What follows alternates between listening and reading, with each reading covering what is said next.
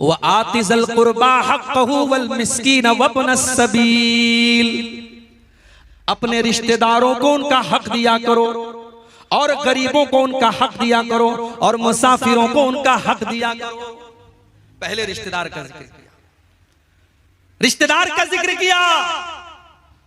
भाई साहब, आप बड़े दान पुण्य करने वाले हैं, मदरसे में आपने 1 लाख रुपया चंदा दे दिया, आपका सगा भाई बीमारी में मुब्तला हो गया, कैंसर जैसी बीमारी में मुब्तला हो गया, हॉस्पिटल में लाखों का खर्च है, बैंक से लोन लेकर के वो बेचारा इलाज करवा रहा है और आपको अल्लाह ने करोड़ों नवाजा है, आप अपने भाई की मदद नहीं कर पाए। ऐसी दौलत किस काम की?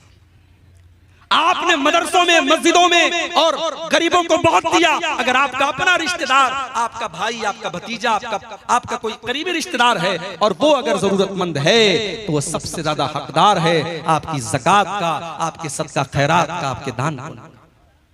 अल्लाह के नबी फरमाते हैं अस्सदक़तु अला ज़िर्रहिम सिंतान सदक़तुन व सिलतुन, अगर अपने रिश्तेदार को ज़कात दोगे, अपने रिश्तेदार को सदका दोगे तो डबल सवाब मिलेगा, ज़कात का भी सवाब मिलेगा, सदका का भी सवाब मिलेगा और रिश्तेदार के साथ रिश्ता जोड़ने का भी सवाब मिलेगा। आपके माल में रिश्तेदार का भी हक है मेरे भाई, इसलिए जब मदद करो तो रिश्तेदारों को खास तौर से तरजीह दो कि आपके रिश्तेदारों में कौन जरूरतमंद है। उसके बाद फरमाया वल मसाकीन, और गरीबों की मदद करो, वब्न सबील, और जो मुसाफिर बन करके तुम्हारे घर पे आया है, मेहमान बन के घर पे आया है, उस मेहमान की इज्जत करो, उस मुसाफिर को अगर मदद की जरूरत है उसकी मदद करो।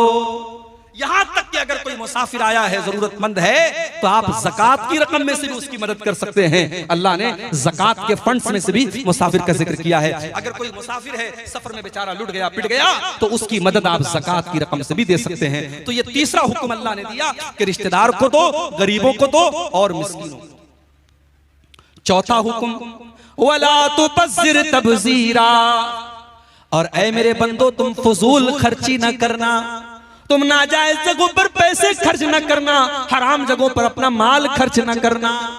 यहां अल्लाह ने क्या लफ्ज इस्तेमाल किया? तबजीर। आप लोग खेती करने वाले किसान लोग हैं, आप बड़ा अच्छे तरीके से समझेंगे इसको। तबजीर का लफ्ज बना है बज्र से, और बज्र कहते हैं बीज को। अगर आपने बीज को खेत में सही जगह डाला है तभी खेती होगी, वरना खेती नहीं होगी। अल्लाह ने माल को बीज करार दिया है, माल कोई वेस्ट चीज नहीं है। आप अपने माल को बर्बाद नहीं कर सकते, माल को सही जगह इस्तेमाल करो। इसीलिए उलमा कहते हैं कि अगर आप फजूल खर्ची करते हैं, मिसाल के तौर पर आपकी ताकत 1000 रुपए का कपड़ा पहनने की है, लेकिन आप 2000 का कपड़ा पहन रहे हैं, आपकी ताकत 1000 रुपए का खाना खाने की है, लेकिन आप 2000 का खाना खा रहे हैं, तो ये फजूल खर्ची है, ये इसराफ है। लेकिन हराम जगह पर 1 पैसा भी खर्च करना ये तबजीर है, और यहाँ अल्लाह ने तबजीर करने से मना किया। फरमाया वला तुबज़िर तबजीरा, नाजायज जगहों पर, हराम जगहों पर अपना माल खर्च न करना। इन्नल मुबज़्ज़िरीन कानू इख्वान शयातीन व कान शैतानु लिरब्बिही कफूरा।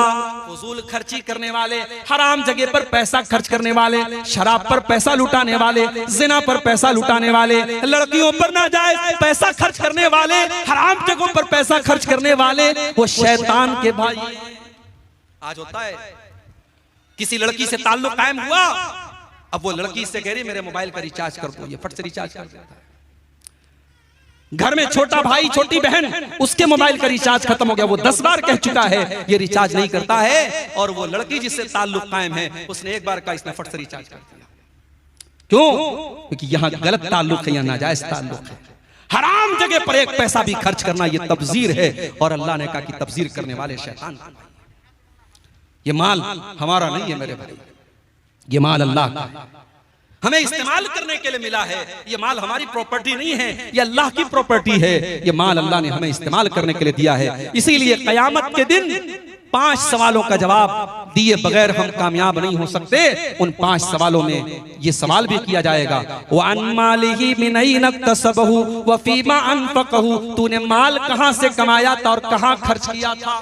कहां से कमाया, आपका सोर्स ऑफ इनकम क्या था, और आपने कहां खर्च किया, आपको उसका भी हिसाब देना है। माल आप ये समझ करके खर्च ना करें हम आजाद हैं, जहां चाहे वहां खर्च कर सकते हैं। माल के खर्च का भी हिसाब आपको अल्लाह क्या देना।